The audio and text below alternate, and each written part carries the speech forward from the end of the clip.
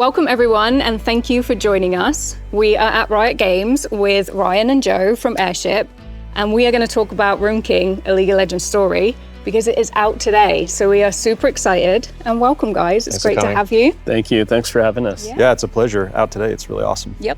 So guys, I mean, we love Battle Chasers. We love the work you've done before. We're going to get to see a lot of Ruin King today. The game is out now. Can you just, ease us in, tell us, what are we in store for Ruin King? Yeah, I mean, in a nutshell, it's a dungeon crawler and turn-based RPG that features the awesome champs from League of Legends. It has some similarities to the first RPG we did, Battle Chasers, but really evolves it in some key ways, most notably in the presentation of the story. Battle Chasers skewed much more heavily towards the dungeon crawling, and while there's still plenty of that in Ruin King, this is where we're given our first chance to really double down on story. Story is the key difference, I think. Ruin King is going to be the single biggest story we've ever told for League of Legends in a game. Like, this is easily, the biggest story beat we've, ever done. Yeah. Like, I can't wait for players to get their hands on it. The most champions, deep relationships. Most champions, we get to go to some places that we've never been able to take players to before. I mean... Oh yeah, and the script ended up being huge. I don't even know how many pages it is, but for us, it's the most story we've ever done in a game we're well. Over 100,000 lines at this point, yeah. Easily. Yeah, for sure. And many VO sessions with some amazing actors, quite right. honestly, some really great ones. So. I think hearing the VO and watching the scenes come to life is one of my favorite parts of the process, because you never know how the lines are going to land or if the humor is going to work, and then hearing the actors perform it and getting in the game is amazing. I think this real starting point was that we knew we wanted to do Bilgewater as the focus. I remember. And then it was what champs would make sense. Obviously you have Misfortune, Alawi, and we didn't want everyone to be from Bilgewater because it's cool to experience the city through the eyes of someone from foreign lands, and then so we had Yasuo and Ari from Ionia, and Braum from the Freljord. What was it about Bilgewater which, caught your guys' eye or caught your attention? I mean, I knew the artists in particular would get excited about, we love pirates and that theme, morally gray characters, and it just was for that reason, storytelling and visuals, it would just got us the most excited. And then it happened to have characters that actually have really cool stories happening, cool relationships, with Misfortune and Alawi, and obviously the Shadow Isles being right next door. You get the Shadow Isles as a bargain when you get Bilgewater. Exactly. So it just it came together really quickly for us. It was an intimidating choice though, because when we decided that that's where we wanted to set the game, it was almost immediate, but we almost tried to talk ourselves out of it just because of the challenge of trying to bring a city like Bilgewater to life. And the team working on the game isn't huge, but we felt pretty dedicated to trying, and we really couldn't look away from that challenge.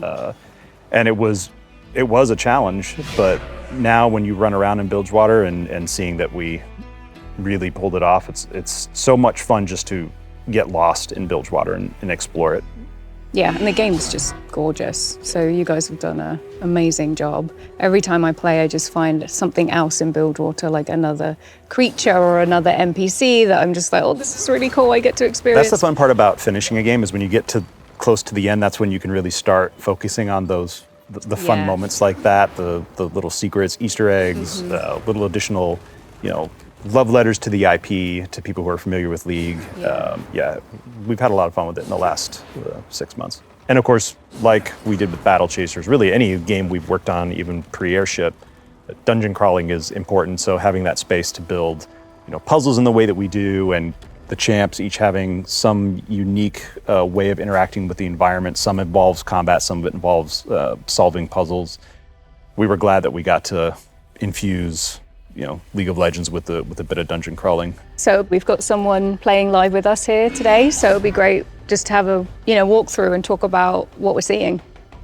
Yeah, so just from the beginning, isometric camera, 3D dungeons. As soon as you touch a creature, or if they come in contact with you, go to sort of the classic view of turn-based combat. And talk a bit about the combat here, because you guys have made some pretty cool changes to how this system works. Yeah, it looks familiar to people who played Battle Chasers, but it really is vastly different. And the most significant addition is what you see at the bottom, which is the lane system, which gives you, well, actually there are two components to it. One, the player can actually change the speed of their attack to move them forward or backward in the timeline with a functional effect. The middle lane, the balance lane, is a nice balance between speed and power. If you need to pull off an attack quickly, you can move into the speed lane and you'll potentially move ahead of another actor in the scene, but at the cost of some of the ability's power. And if you just need to hit hard or heal hard, you can go down into the power lane, which is going to take more time to cast, but has a much more dramatic effect. You can also see on the initiative bar that blue box, see the lanes, that blue box there is a hazard or a boon. Those get applied sometimes randomly, sometimes because of something that a creature does in the course of battle. And when it gets to the end of the timeline, anything that is inside that box will be affected by it, whether it's an AoE damage attack, or it could be a heal, it could be a buff to your crit chance. So it adds a real element of strategy, because now you have to think about not just whether you want to hit harder or move more quickly, but where you're going to end up in relation to those in those hazards. So it plays, I would say, we've called it like a puzzle combat system in the past to try and describe how strategic it is. Which is really what makes it significantly different than Battle Chasers, which is a little more traditional to the old school JRPGs. Each of the champs has a unique dungeon skill that they can use. And if it's used on a creature, it'll initiate combat. So Yasuo hit him with this tornado and threw him straight into combat. And those will have different effects. It might slow the enemy down. It might start you, in Alawi's case, when she hits with her tentacle, she'll start combat with one tentacle spawned, and that's kind of her trick. Each of the champs has some sort of hook to try and make them interesting in combat, but also to call back to who they are in League of Legends, the core game. Right. Braum is concussion. Every time you hit, it puts a stack of concussive blow on, and after a while, enough build up, and it'll stun the creature. But once that's on there, other champs can help contribute to that once it's been applied. So you can, if you have a lot of Alawi's tentacles up, every time they smack, they're adding to that stack and building to the stun more quickly.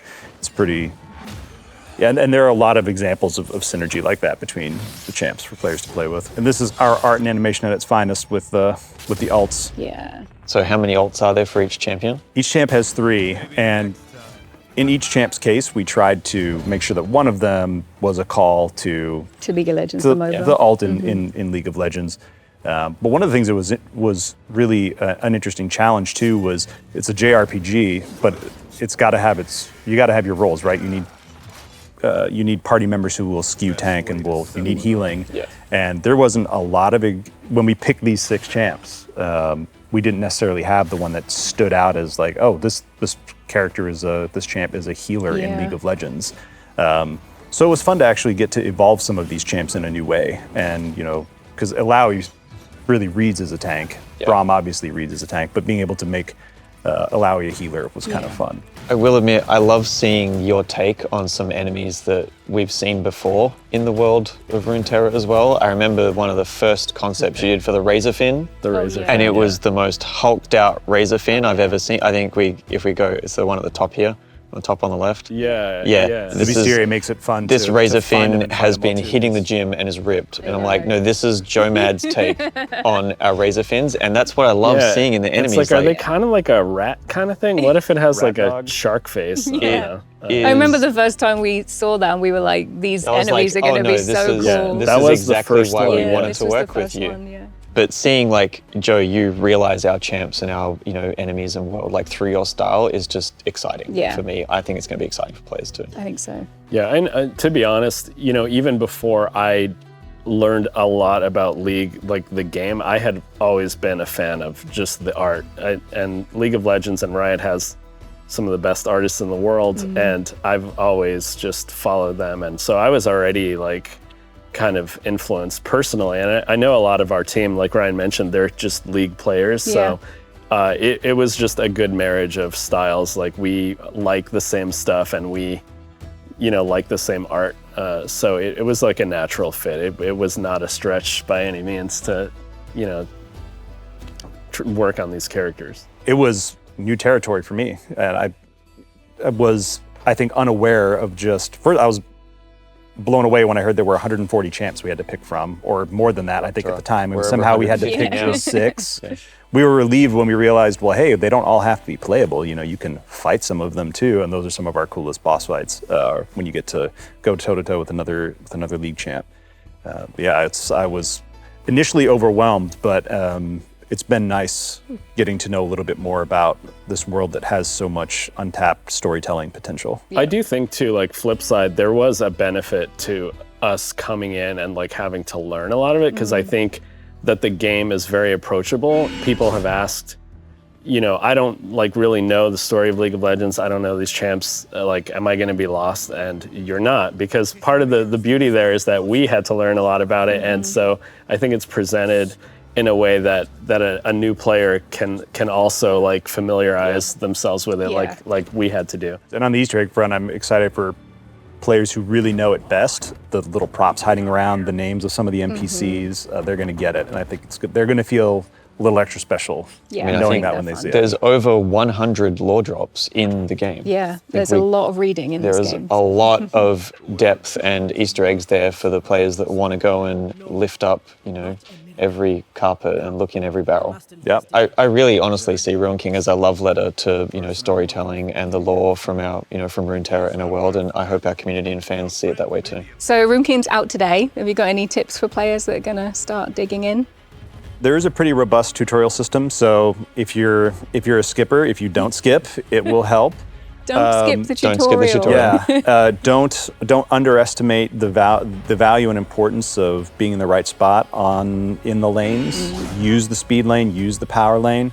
Probably the biggest tip I would give anyone who's playing on anything but story mode is in the top right corner. You'll see in a fight, often the creatures have some sort of quirk that makes them more difficult to battle. You can't just go up and punch them in the face. They'll have some trick, like the Razorfin up there, for example, has a high chance to evade because of a buff he's got on him. But if you attack him with a speed lane attack, it'll knock that buff off. And a lot of the creatures have something like that makes them uniquely challenging. And so read those tooltips in the top right corner. Pay attention to the creature you're fighting and use the lane system to its full effect. And yeah, you'll have a much easier go of it than if you ignore that stuff. You're going to find some of the fights to be very difficult. I would add too, try different character and party makeup. A lot of the characters have synergies with each other that you may discover.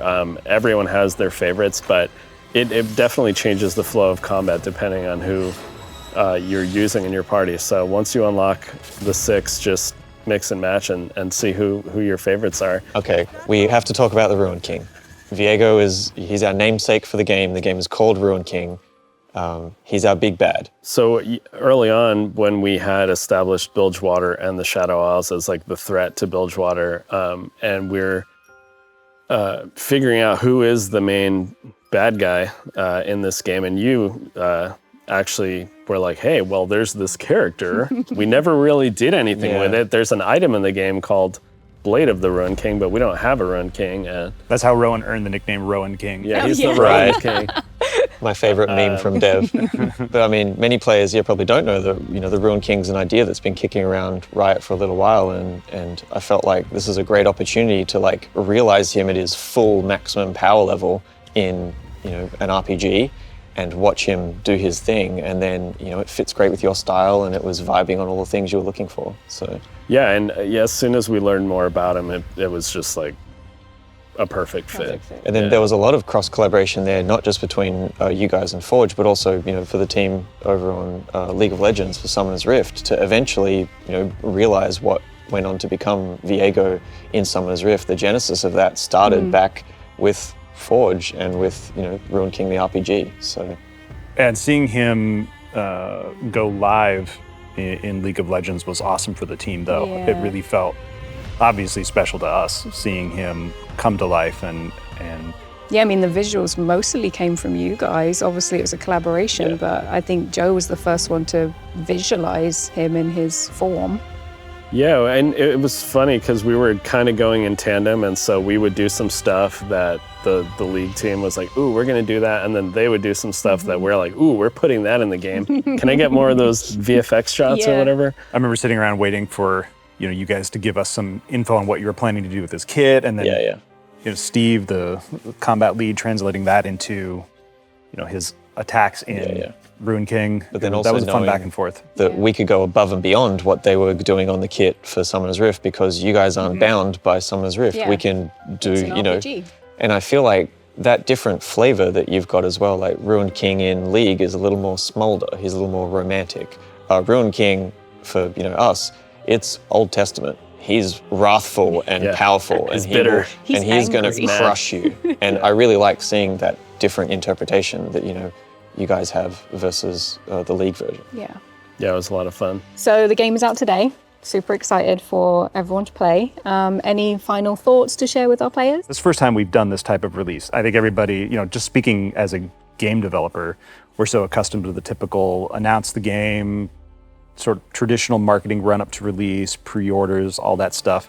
The idea that we get to stealth launch or sudden launch like this it's refreshing, because it's not something that I think a lot of developers get to do. It's typically just surprise players with it. Surprising players with it is awesome. So I'm hoping that players are as surprised by it as we were that we were doing this. It's pretty cool. Joe, anything else? Yeah, and I would just hope that everyone has fun with the game, and we look forward to all the feedback and player reactions. We're super excited to see how people respond, and just a shout out to our team that worked really hard on it. I think players will feel the hard work and effort and love that went into making the game.